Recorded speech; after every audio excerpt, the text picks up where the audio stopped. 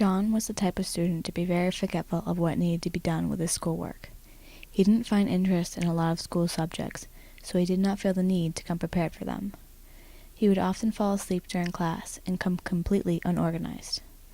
His desk would be covered in papers, and he would never find anything in the mess. His first test was coming up in American literature. He had absolutely nothing to study because he had zoned out for weeks.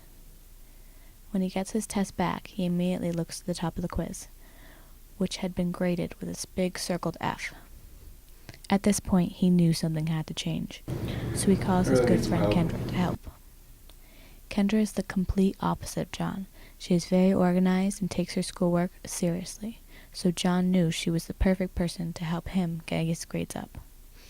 She comes over the following day and tries to help John form some more organized study habits. She sits down with him, trying to find ways to break down the material for John to understand.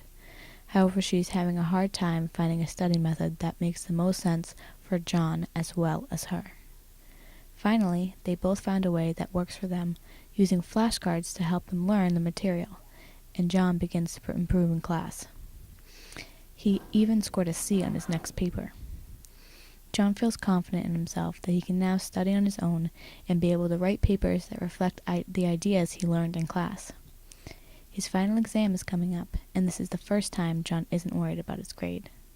He gets his test back and immediately is cast with a big grin on his face, seeing an A at the top. He never thought he would be an A student.